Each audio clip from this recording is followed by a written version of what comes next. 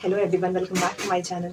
So today I'll share an incident with you guys. I think it is very important to you to know this. Okay, so this is about my uncle.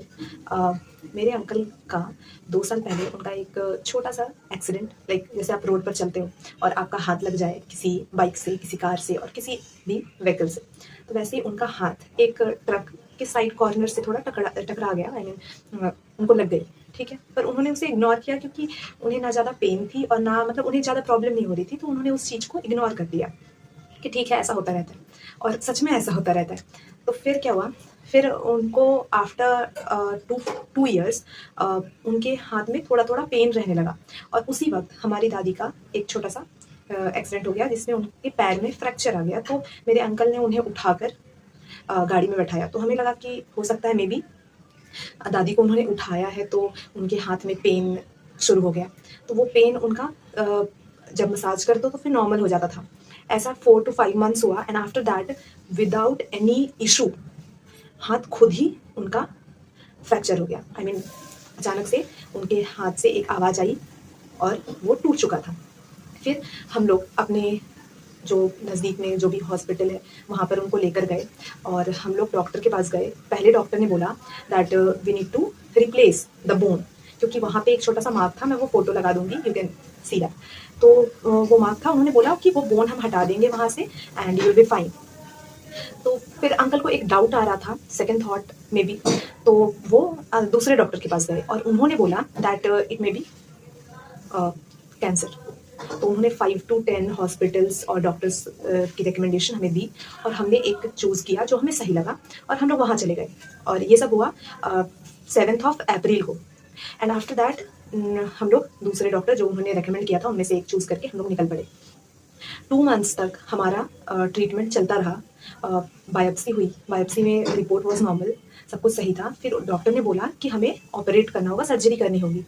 तो we are like okay, surgery करनी है, ठीक है, surgery करनी है तो करवा लेंगे. उन्होंने एक डेट दी 22 May. फिर अंकल को एक सेकंड थॉट आया. फिर अंकल वापस से उसी डॉक्टर के पास गए जिन्होंने पहले बोला था कि ये कैंसर हो सकता है. फिर उन डॉक्टर ने बोला कि नो, उनसे पूछो सर्जरी कराने से पहले, ऑपरेशन कराने से पहले आप उनसे पूछो कि ये है क्या. जब तक वो क्लैरिफाई नहीं करते तब तक आपको ऑपरेशन नहीं करवाना है. फिर अंकल उनके पास गए, फिर उन्होंने एक बायोप्सी कर दी और फिर बायोप्सी के लिए हम लोग 10 to 15 days हमने वेट किया. फिर उनका रिपोर्ट आया 1st June को, अभी रिसेंट. तो फिर रिपोर्ट वॉज नॉर्मल, सब कुछ सही है. अगेन उन्होंने एक बायोप्सी बोल दी कि फिर से आपको एक करानी है. अब हमें लग गया कि नहीं भाई, हम शायद गलत डॉक्टर के पास आ गए. फिर हम लोग वहाँ से निकल पड़े वेलोर.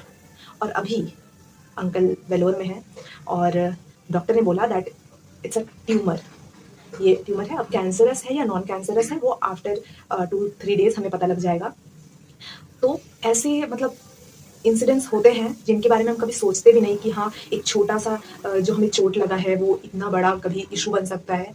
सो ऐसा हुआ एंड और हमने एक गलती और हमारे से हो गई दैट हम लोग सही जगह, मतलब सही डॉक्टर के पास अगर और पहले चले जाते तो मे बी अभी तक ट्रीटमेंट हो चुका होता. 2-3 months में वो रिकवर कर चुके होते. उनका जो भी है अंदर वो सब शायद सब कुछ सही हो चुका होता. पर कोई नहीं, ये एक होता है ना कि आप हर चीज़ से कुछ ना कुछ सीखते हो. तो इससे हमने ये सीखा कि भाई कभी भी मतलब जाओ तो बेस्ट प्लेस पे जाओ और इग्नोर ना करो. पर ये इग्नोर इंसान कर ही देते हैं. छोटा सा पेन है, छोटा सा दर्द है, छोटा सा कट है तो लोग डॉक्टर के पास मेनली नहीं जाते. पर हाँ, ये एक चीज़ है कि आप जाओ तो फिर बेस्ट डॉक्टर के पास ही जाओ. हमारे पास इंडिया में 2-3 प्लेसेस ही हैं जो सही हैं, तो अभी उनका ट्रीटमेंट वहाँ चलेगा. सर्जरी तो होनी ही है बिकॉज ट्यूमर तो है. So best wishes for him and बस ठीक हो जाए और रिकवर कर जाए. Yes, we are worried but we know that he will fine soon. So yes, do prayer and send all the good wishes to him. Thank you and I hope आपने इस video से कुछ जाना होगा, कुछ नया सीखने को मिला होगा. And thanks for watching. Do like, share and subscribe. Bye bye.